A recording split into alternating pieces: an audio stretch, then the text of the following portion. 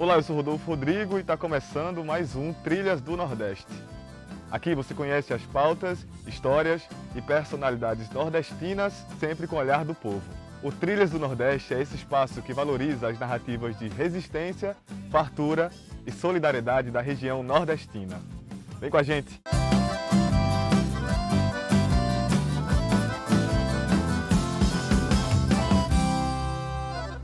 No Sertão da Gente, vamos mostrar a descoberta de pesquisadores da Universidade Federal de Pernambuco fizeram no assentamento Chico Mendes 3. No território da solidariedade, você vai conhecer a produção de algodão agroecológico no Polo da Borborema, na Paraíba. No Aqui Pra Nós, a conversa é com Maíra Vida, a advogada, professora e pesquisadora em direitos humanos, que vai falar sobre o Dia Nacional de Combate à Intolerância Religiosa. E no Balaio Cultural, vamos mostrar o trabalho dos coletivos de comunicação indígenas em Pernambuco. E no que tu indica, a sugestão vem da nossa redação.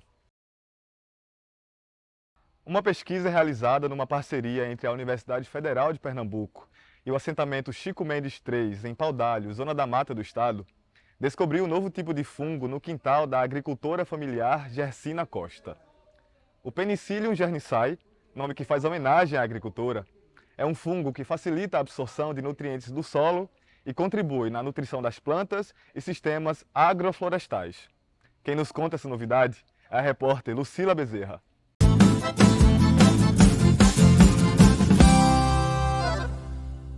Isso para mim foi muita alegria, né? Dentro dessa conjuntura de ela ter descoberto um fungo e teve esse carinho por mim. Imagina, eu sou mãe e filha, né?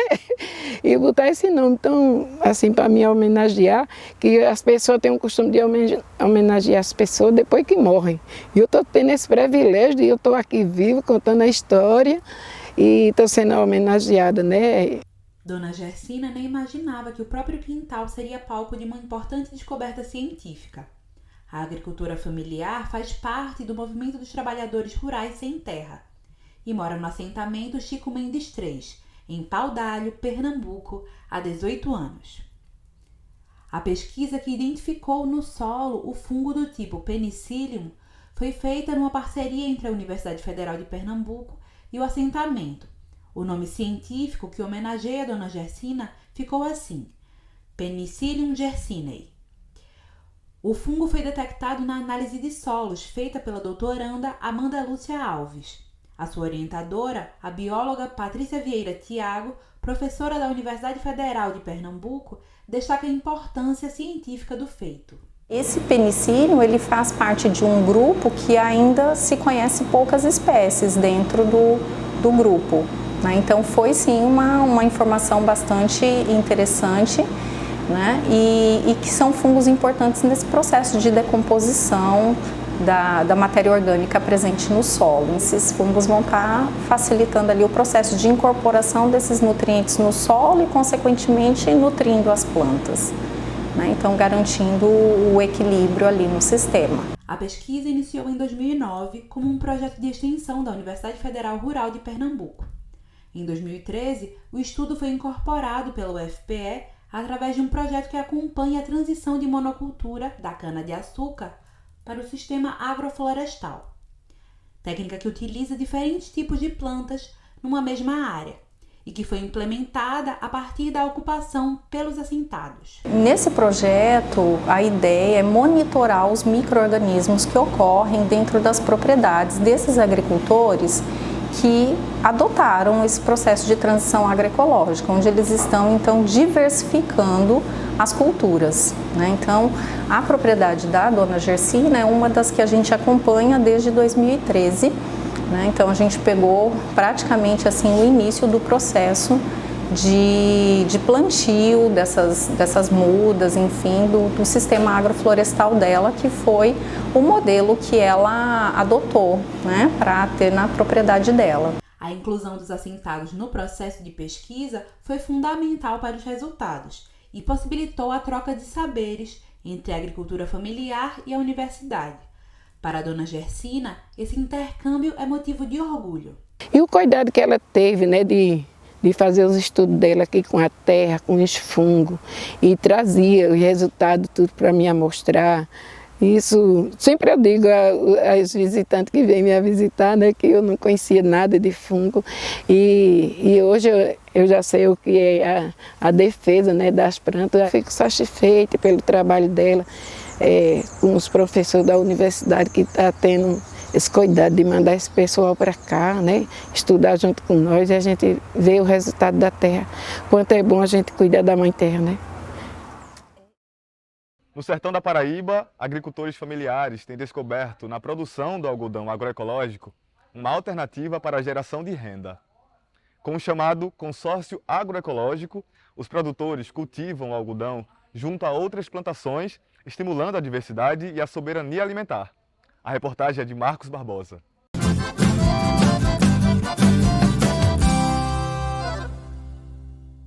No semiárido paraibano, uma experiência da agricultura familiar tem dado bons frutos. A iniciativa de produção de algodão agroecológico vem ganhando força entre famílias do polo da Borborema, onde a produção da fibra branca já é tradição. Mas enquanto a agricultura convencional se baseia nos monocultivos, modo de produção que cria a dependência de um sistema que não estimula a diversidade e a soberania alimentar, as sementes de algodão agroecológico são cultivadas junto a outras plantações.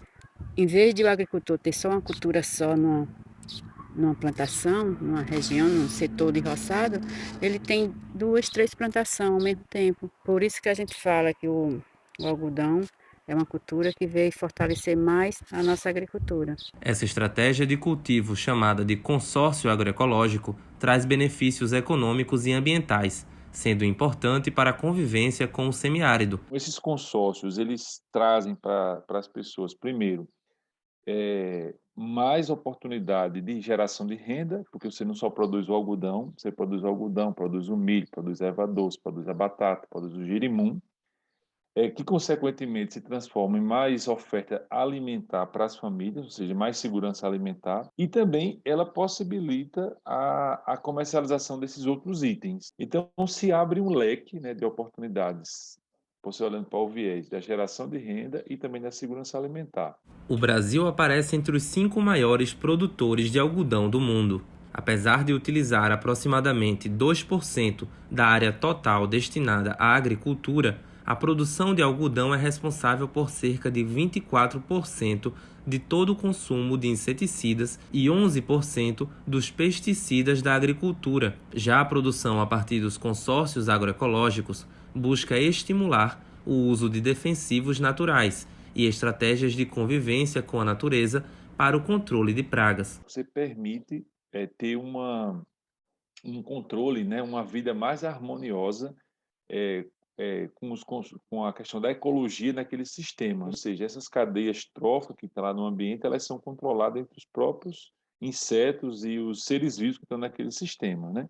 É por isso que no polo da Borborema, além de respeitar a natureza, a produção de algodão agroecológico também se preocupa que o trabalho dos agricultores seja remunerado de maneira justa.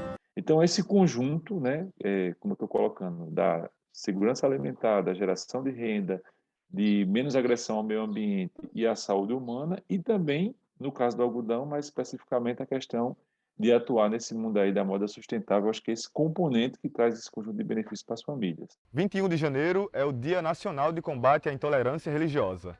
A data foi escolhida em homenagem a Ialorixá Mãe Gilda, que foi vítima de intolerância religiosa no final de 99 e em referência ao Dia Mundial da Religião. Essa data é uma oportunidade crucial para refletir sobre a situação da liberdade religiosa no país e discutir formas de promover a tolerância e a compreensão entre pessoas de diferentes religiões. Sobre esse assunto, a gente conversou com a advogada, professora e pesquisadora em direitos humanos, Maíra Vida. Confira.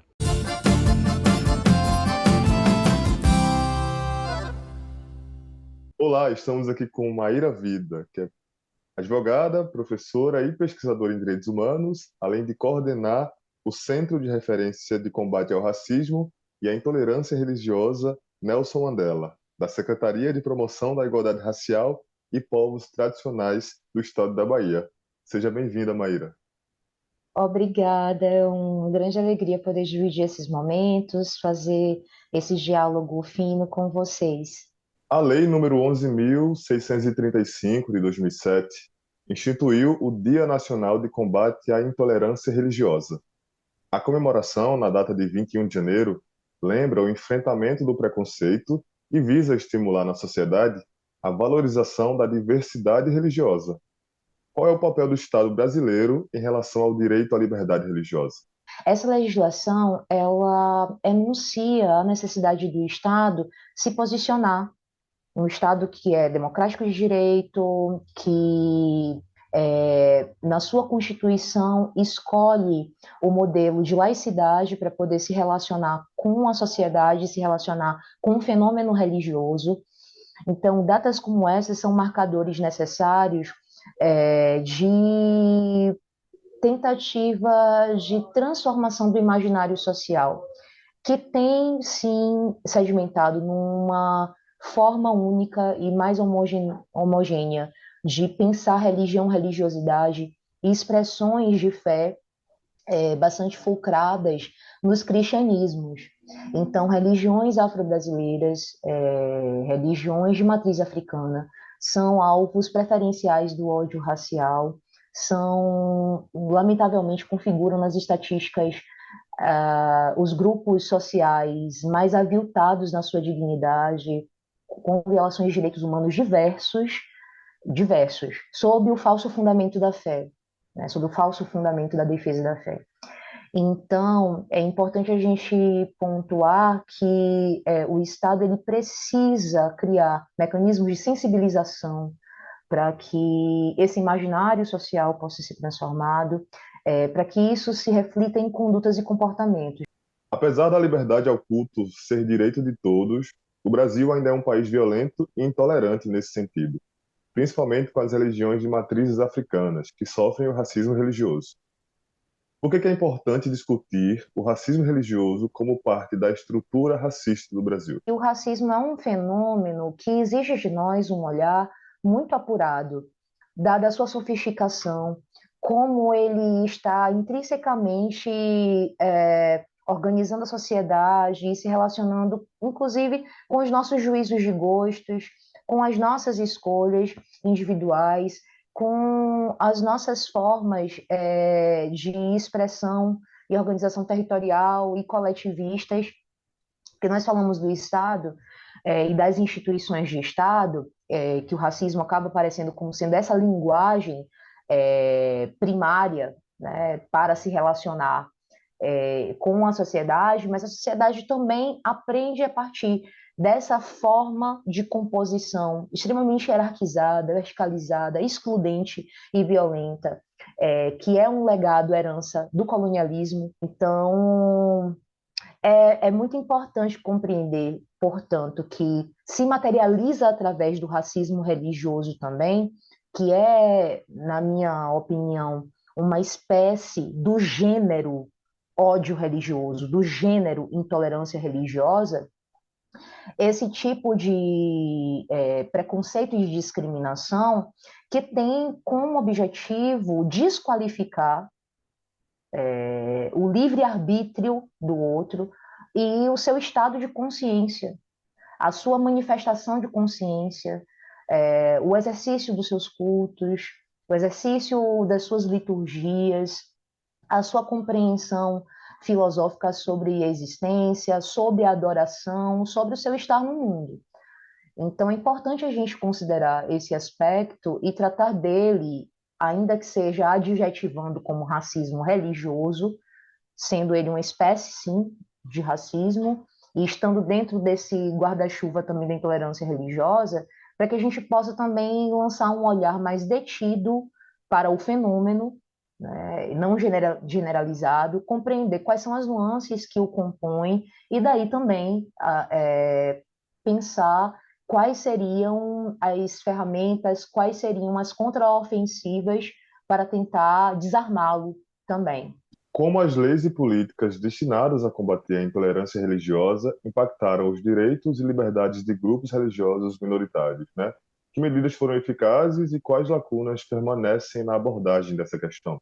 Então, a legislação ela existe para poder traçar essa lógica de reposicionamento individual e coletivo, para proteção, e ela, de certo modo, sim, desestimula práticas odiosas, porque elas possuem, dentro do seu bojo, uma combinação, seja de multa, seja de restrição de liberdade, todas elas envolvem, em alguma medida, uma punição, e elas podem ser utilizadas também como uma finalidade educativa, como são, por exemplo, as legislações que envolvem a inserção obrigatória nos currículos educacionais do estudo da história da África e da história afro-ameríndia.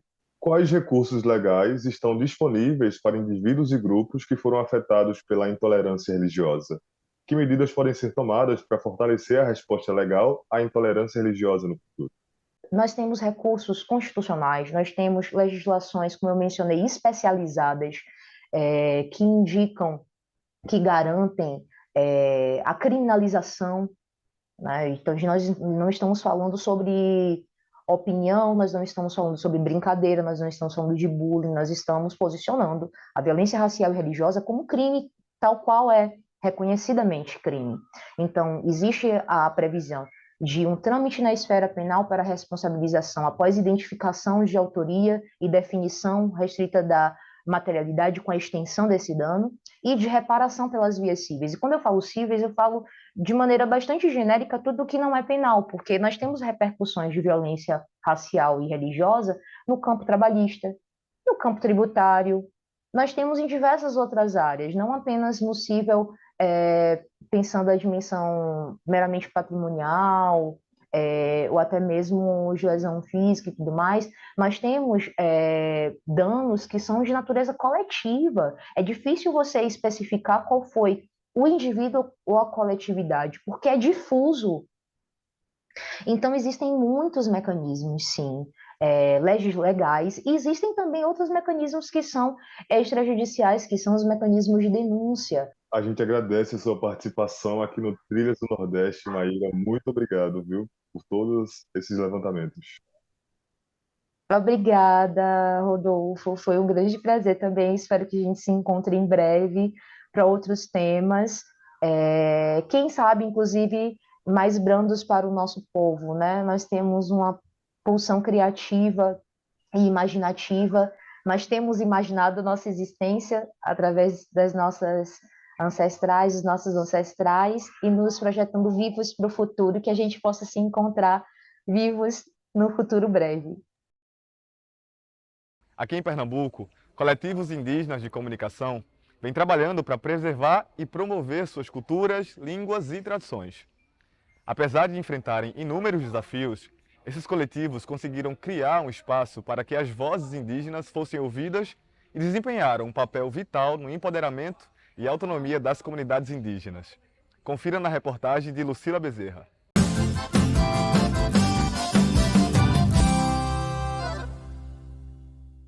Em Pernambuco, os indígenas da etnia Funiô habitam um território às margens do rio Ipanema, próximo ao município de Águas Belas, no Agreste. Além da tradição e da religiosidade, os Funiô trazem a preservação e a valorização da própria cultura como uma marca. A partir de uma oficina da ONG Vídeo nas Aldeias, foi criado o coletivo Funiô de Cinema, que após 10 anos possui diversas produções apresentadas em festivais nacionais e internacionais, como o Festival de Brasília e o da Alemanha. O cineasta Hugo Funiô foi um dos fundadores do coletivo e dirige algumas produções. Para o diretor, o cinema indígena é uma ferramenta para a retomada da própria narrativa. O cinema indígena ele é uma contranarrativa dentro desse estereótipo que foi criado na colonização, né? E essa contranarrativa ela tem nos apoiado justamente, né, nesse sentido.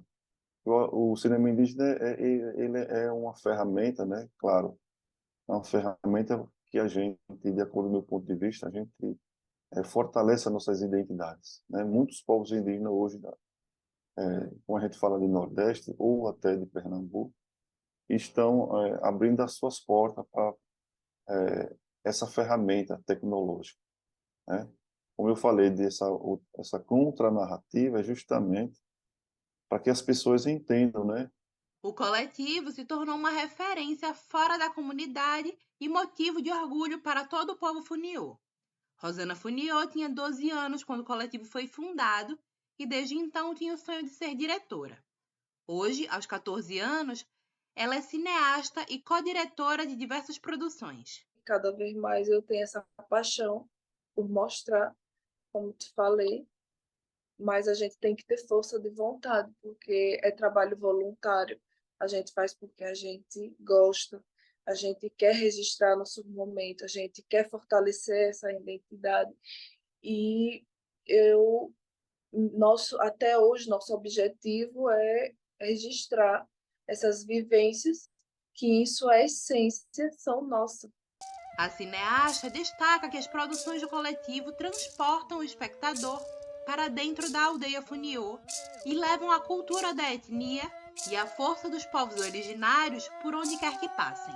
E quero sempre mostrar às pessoas para eles estar por dentro da nossa tribo, entendeu? Conhecer tudo, né? Através das histórias dos ancestrais que contam, né? Assim, nossas origens. As produções audiovisuais realizadas pelos povos originários são uma forma de demarcar o cinema, trazendo vozes e estéticas da cultura de cada povo. É o que destaca o cineasta Hugo Funiô. A gente está buscando esse espaço de voz, né? Esse espaço de voz que era negado, né? Ainda está sendo negado hoje na sociedade. A gente não pode deixar de dizer isso, está sendo negado. Não só a nossa voz, como também as vozes dos afrodescendentes e outras questões sociais, outras, né? Então, esse espaço de voz ele está se abrindo, né? A cada dia, a cada passo, a cada produção.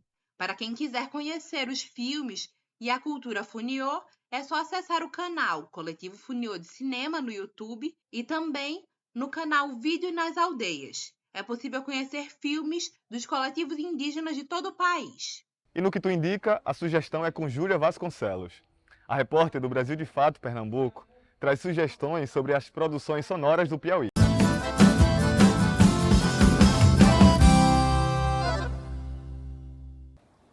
E aí, pessoal? Eu sou Júlia Vasconcelos, sou repórter do Brasil de Fato Pernambuco e hoje a minha dica vai para quem gosta de consumir podcast que nem eu, porque é aquele tipo de conteúdo que a gente consome na correria do dia a dia, né? Se você vai pegar um ônibus, vai para o trabalho, vai lavar uma louça ou fazer um exercício, você tem aquele conteúdo bacana te acompanhando.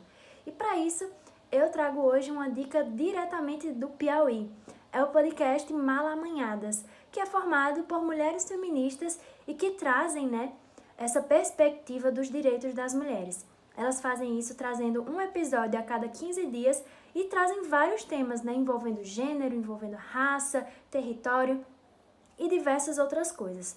E recentemente, só para dar um exemplo, elas lançaram uma série chamada Justiça Reprodutiva, em que elas abordam os direitos reprodutivos a partir de diversas perspectivas, entre elas a de uma mãe com deficiência, e elas fazem também um trabalho de acessibilidade, né? Elas traduziram essa série para Libras e ficou muito bacana. Eu recomendo não só ela, como os outros conteúdos também do Malamanhadas. Tenho certeza que vocês vão gostar bastante. Valeu pela dica, Júlia. Como bom ouvinte de podcasts, já até coloquei na minha lista.